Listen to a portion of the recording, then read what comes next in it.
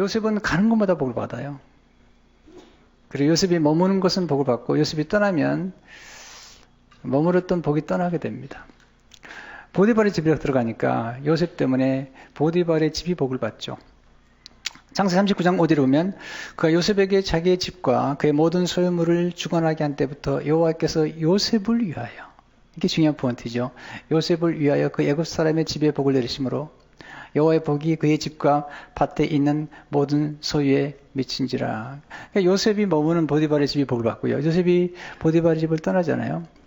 억지로 떠나게 된 거죠. 그가 감옥에 가니 감옥의 복을 받습니다. 감옥에서 그를 만났던 술 맡은 관원이 복직이 됩니다. 또 애굽에 가니까 애굽 전체가 복을 받습니다. 참 이게 복받은 사람, 또 한 지도자, 한 CEO를 만난다는 것은 대단히 중요한 거라 생각이 들죠. 지혜로운 사람은 복을 어떻게 받는 걸 아는 사람이죠. 성경은 예수 그리스도를 믿은 사람들은 복을 받았고 또 아브라함의 복을 이미 받았다고 말씀하고 있잖아요. 그러니까 복을 받는 길은 예수를 믿는 거죠. 복음을 받는 게 복을 받는 길이고 또 복을 받았다는 걸 아는 것인데 갈라디아 3장 9절을 보니까 그러므로 믿음으로 말미암은 자는 믿음 있는 아브라함과 함께 복을 받느니라. 그러니까 저 여러분 기억할 사실은 이미 예수 그리스도를 믿은 사람들은 아브라함과 함께 복을 받았다는 거죠. 따라서 해보세요. 나는 복을 받은 사람이다. 이런 의식이 중요한 거거든요. 나는 복을 받은 사람이다 라고 믿는 것과 나는 참 박복한 사람이야 라고 생각하며 사는 것하고는 하늘과 땅의 차이를 만들어내는 거죠. 근데 동시에 그러면 우리가 알아야 될 것은 뭐냐면 내가 받은 복이 있다면 복을 어떻게 키울 것인지, 복을 확장시킬 것인지. 요셉의 복은 점점 뻗어나갔거든요. 요셉의 가지가 담장을 넘었다고 그랬어요. 이 말씀은 제가 신년 첫 주에 드리려고 준비하고 있습니다. 어떻게 요셉의 가지가 담장을 넘어서 애굽으로 또 모든 민족을 살리는 쪽으로 갔느냐는 거죠. 어떤 분은 복을 받고 그 복을 다 잃어버려요. 사울왕 같은 경우에 얼마나 복을 받았습니까? 그런데 모든 복을 다 상실해 봅니다. 그럼 복을 받고 그 복을 더 키우는 사람은 누구냐면 겸손한 사람들입니다. 교만하면 복을 다 잃어버립니다. 또 하나는 순종하는 사람이죠. 사울은 순종하지 않았잖아요. 안타깝게 말씀하시죠. 순종이 더 중요하다는 거예요.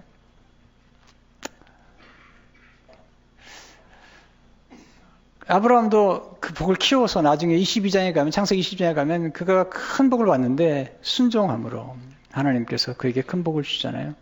또 하나는 감사하는 사람이죠. 네.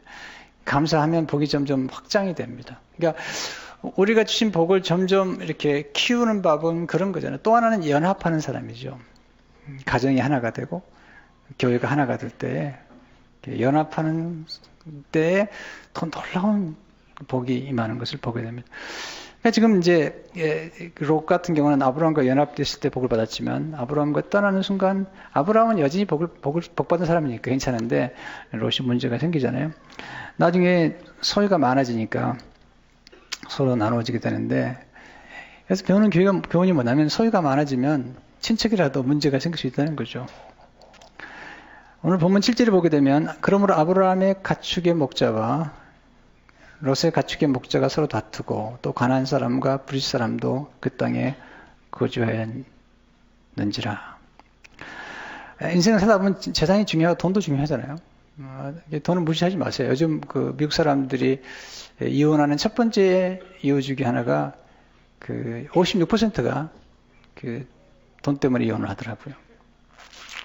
그러니까 우리가 재정을 무시해서는 안 되죠. 그러나 돈만이 전부는 아니잖아요. 여러분, 소유가 늘어남으로 싸움도 늘어나는 것들을 알아야 됩니다. 정말 소유가 늘어나면도 여전히 겸손하고 그것들을 좋은 일에 쓴다는 건 중요한데 그렇지 못하는 사람들이 문제가 생기죠. 제가 이민생활 33년째입니다. 수많은 가정을 보았습니다. 가난할 때 싸우지 않습니다.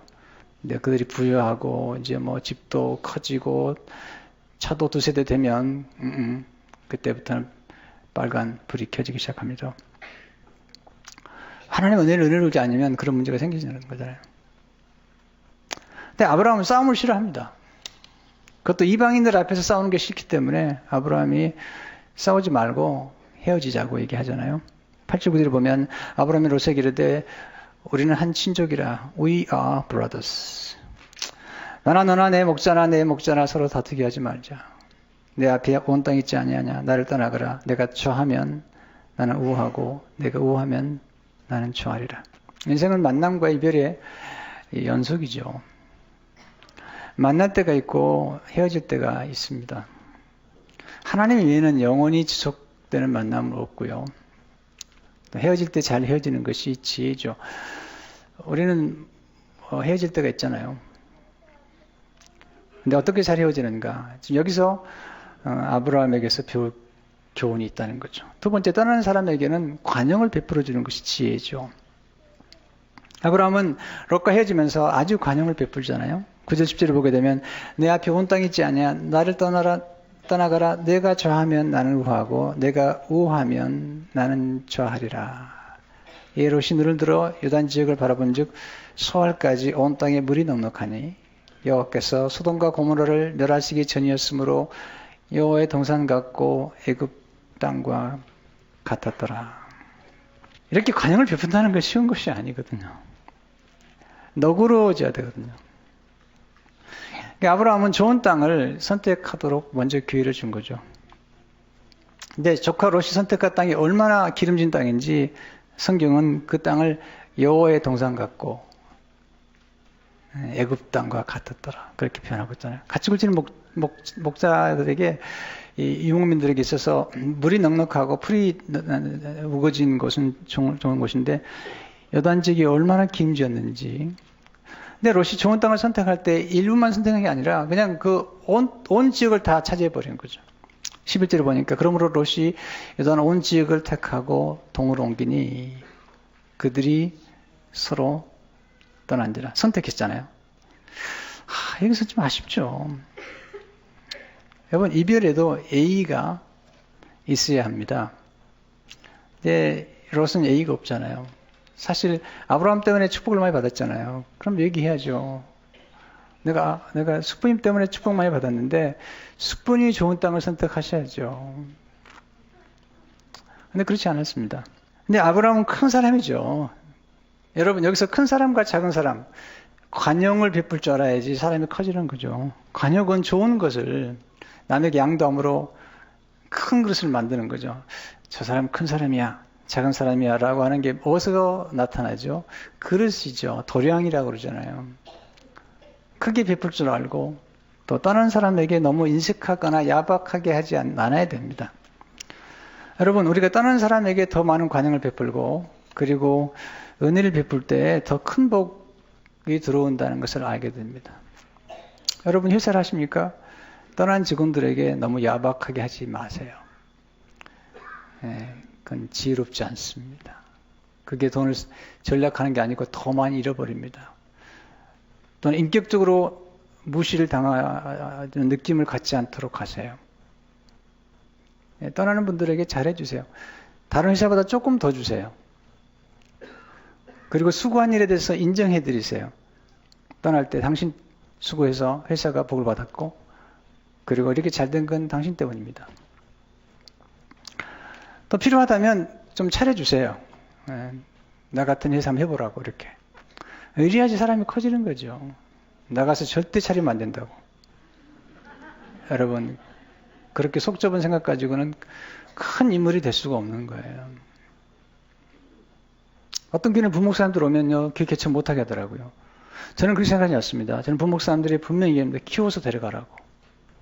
하나님 나라의 킹덤이잖아요. 우리는 다 하나님의 사람들이고 하나님의 인물들이지 그렇게 하면 안 되잖아요. 여러분, 정주영 회장이 왜 큰 사람이죠?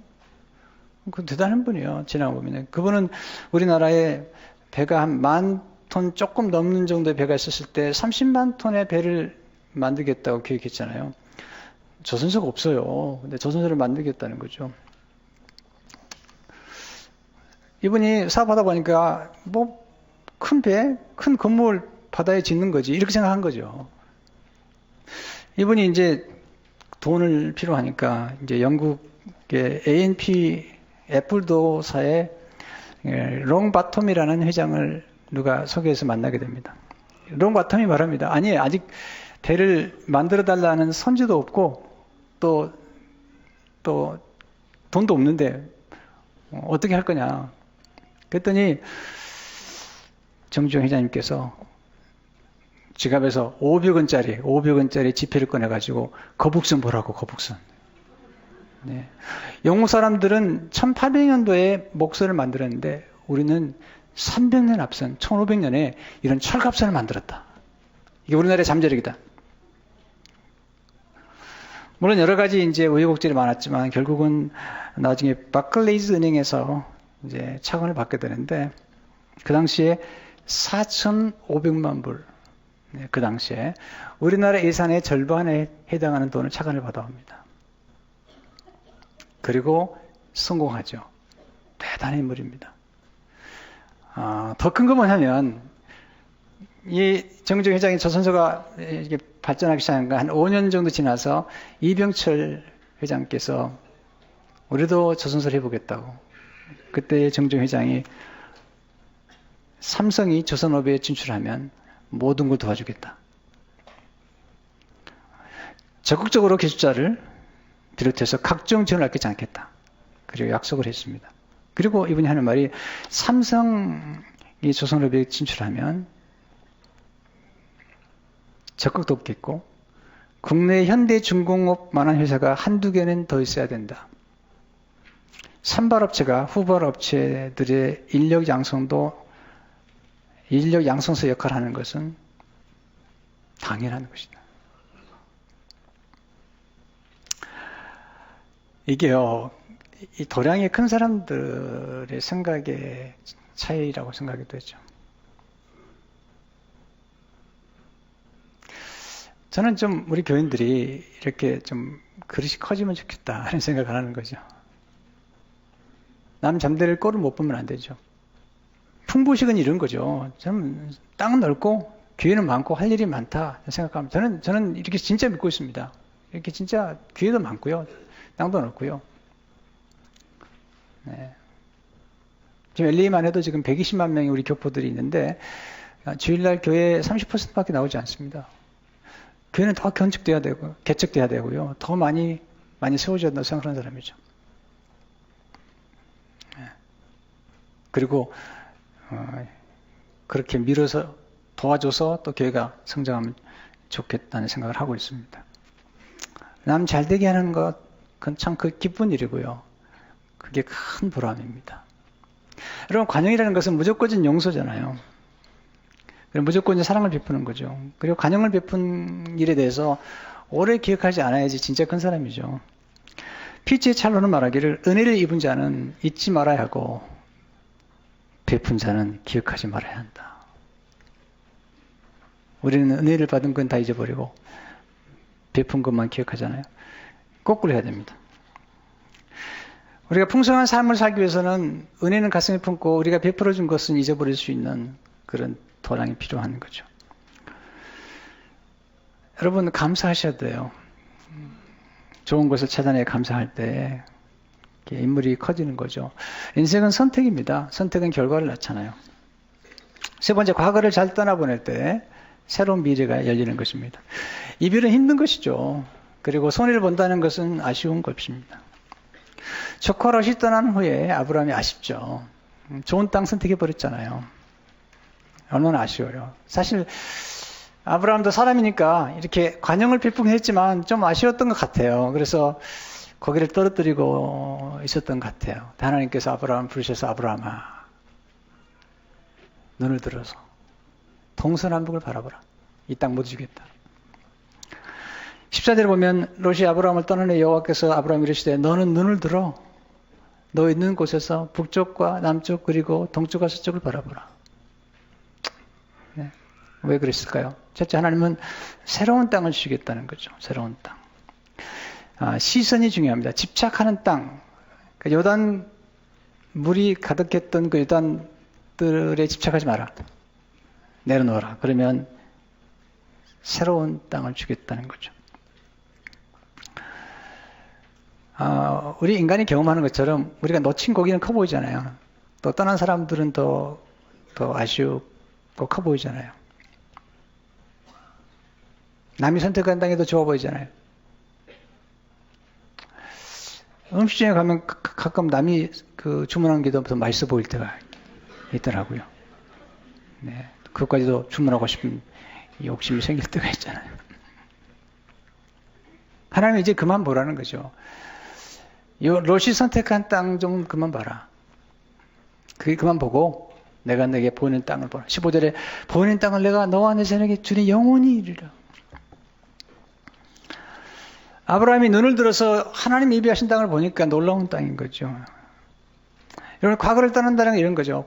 과거에 우리가 집착했던 것을 좀 내려놓는 거죠. 집착이란 무서운 것입니다. 어떤 사람은 너무 과거에 집착합니다. 과거에 받은 상처, 과거에 받은 억울함, 섭섭함, 이것들을 쌓아놓고 삽니다. 여러분, 내려놓으세요. 마음대로 안 되는 걸 압니다. 그래도 인간에게는 선택이라고 하는 의지라는 기프트를 하나님 주신 거예요. 선택하셔야 됩니다. 여러분, 쓰레기를 집에 쌓아두고 아까운 사람이 어디 있습니까? 심지어는 과거에 성공도 내려놓으셔야 됩니다. 어떤 분은요, 어릴 때 너무 일찍 성공해가지고 아주 평생 동안 그 성공만 생각하면서 비참하게 사는 사람 많잖아요. 내가 과거에 어땠는데. 여러분, 내려놓으세요. 물론 쉽지 않겠지만 내려놓으세요. 떠나는 사람 놓아주세요.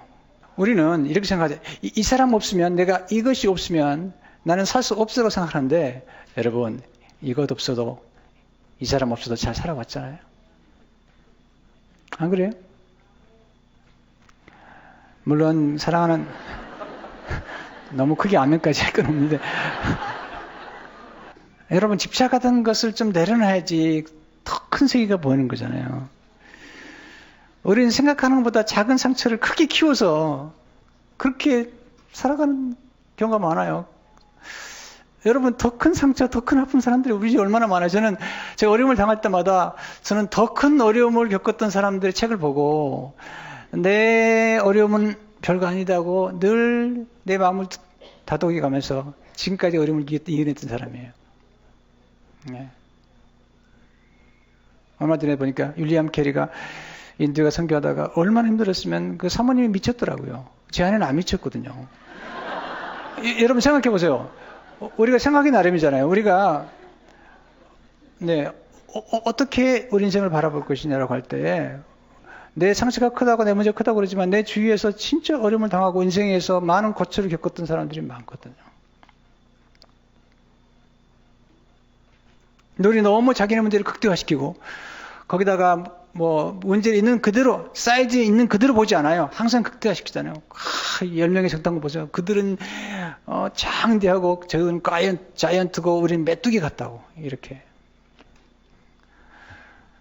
여러분, 건강한 게 아닙니다.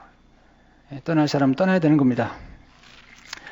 아브라함과 조카 롯은 함께하면 안 됩니다. 하나님이요, 좋아하지 않으셨습니다. 조카 롯이 떠나니까 하나님 너무 기뻐하시는 거예요. 너무 기뻐하시는 거예요. 다 주겠다. 그렇다고 또 부부간에 이혼하는 얘기 아니에요. 그렇게 설교를 들으면 안 되는 거죠. 하나님이 본 것을 얻게 하시는 거잖아요. 보라는 거예요.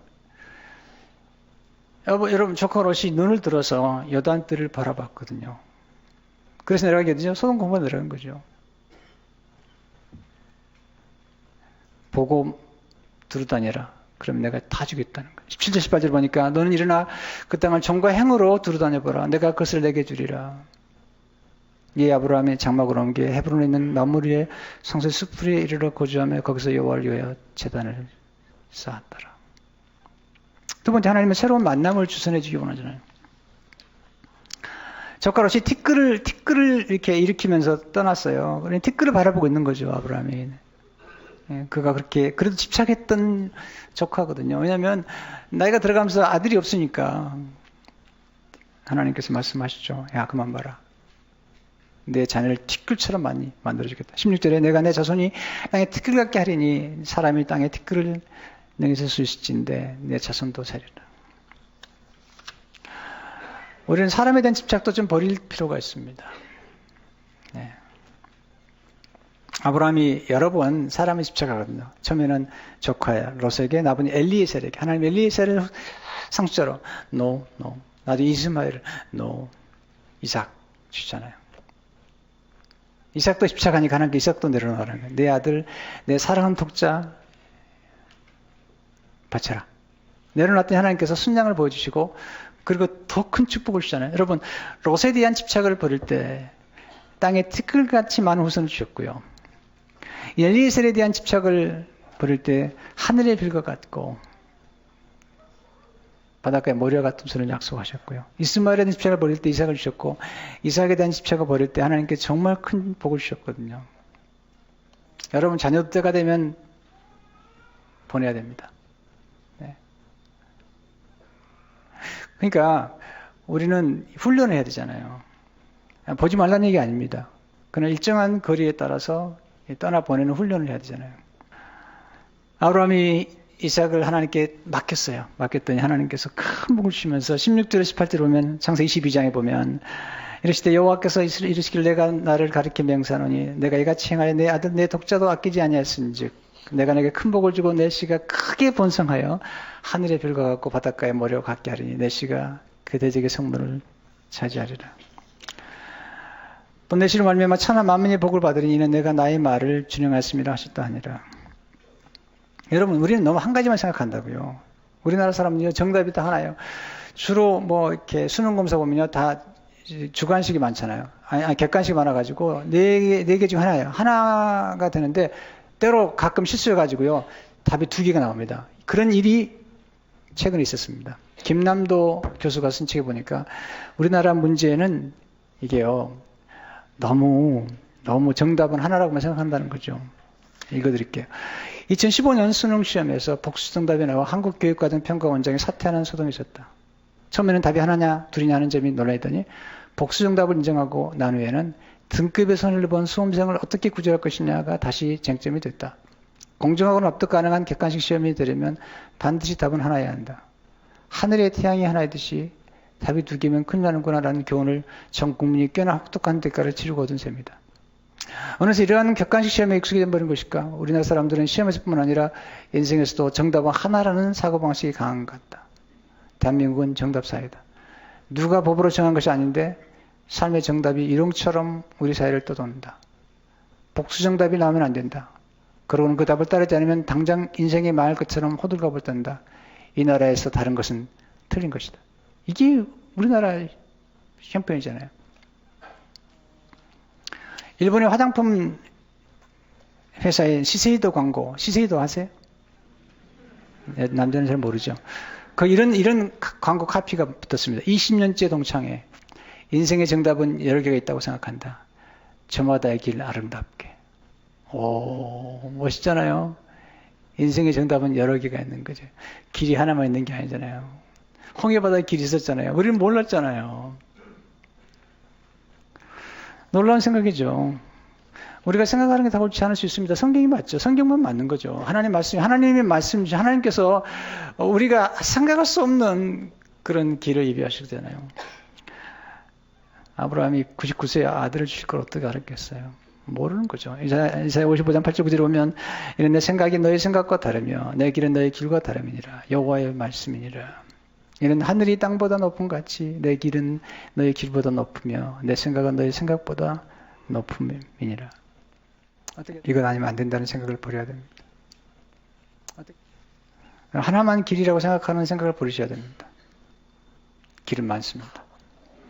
하나님께 예배를 드림으로 희망찬 새해를 맞이하십시오. 아브라함은 가는 곳마다 예배를 드리잖아요.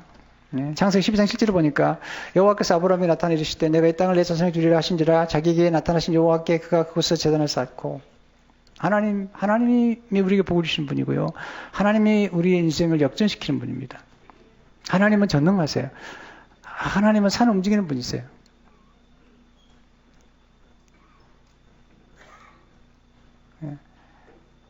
리그룹 목사님께서 아침에 이제 그분에게 이렇게 이메일을 받도록 돼 있거든요. 근데 거기 그러나도 God moves mountain. 하나님은 산을 움직여요. Faith moves mountain. 믿음은 산을 움직인다는 거죠. 그리고 하나님은 산을 움직이는 일의 비즈니스의 전문가라는 거죠. 우리가 생각할 때 불가능한 거죠. 그러나 하나님은 그런 일을 하는 일의 전문가시라는 거죠. 할렐루야. 그래서 우리는 전진밖에 없습니다. 뒤로 물러서지 말고 전진하는 거죠. 믿음을 산다는 게 뭐죠? 우리 내년도에 우리가 하나님 기쁘시는 믿음을 산다는 게 뭐죠?